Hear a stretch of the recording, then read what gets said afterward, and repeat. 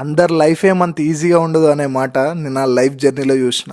ఎందుకంటే ఎప్పుడైతే నా బీటెక్ కంప్లీట్ అయ్యిందో, 20,000కో 30,000కో నాకు జాబ్ దొరకదా, ఏదో మంచి స్టార్టప్లోకి వెళ్ళాలి, నన్ను నేను ప్రూవ్ చేసుకోవాలి.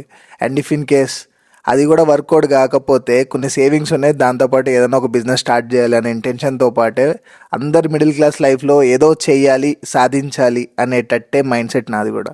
సో చెప్పాలి అని అంటే ఎప్పుడైనా సరే మనం ఏదైనా ఒక పని అనుకొని ఆ పనిని అంటే ఏదో చేయాలి చేయాలి చేయాలి అని అనుకుంటే మాత్రం ఆ పని అవ్వదు, అస్సలు అవ్వదు. జస్ట్ మనం ఏం ట్రై చేసాం అనుకోండి, కనీసం అంటే అంటారు కదా ఇట్లా దేవుడు సపోర్ట్ ఉండాలి, మనకు లక్ కూడా ఉండాలి అని అంటే ఫస్ట్ మనం ట్రై చేస్తే అక్కడ నుంచి ఏమైనా వస్తుంది.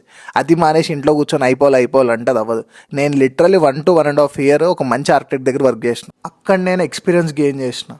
అక్కడ నుంచి డైలీ ఎవ్రీ డే నన్ను నేను ఇంప్రూవ్ చేసుకున్నా, ఈ రోజుకి ఇలా ఉన్నా. అండ్ మెయిన్ ఇంకొక విషయం చెప్పాలి అని అంటే, ఈరోజు లిటరలీ ఈ సైట్లో ఒక 12 మంది పైన వర్క్ చేస్తున్నారు. ఒక్కొక్కరు ఒక్కొక్క పని చేస్తున్నారు. ఇందులో గ్లాస్ వాళ్ళు ఉన్నారు, ఏసీ వాళ్ళు ఉన్నారు, అండ్ పెయింటర్స్ ఉన్నారు, అండ్ కార్పెంటర్స్ ఉన్నారు.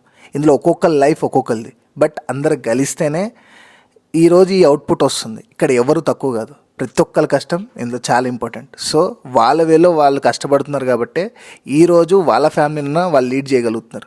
సో ఎప్పుడైనా సరే మనం చేసే ప్రొఫెషన్ ఎప్పుడు తక్కువ కింద చూడొద్దు అని చెప్పేసి నేను అనుకుంటున్నాను, అంతే.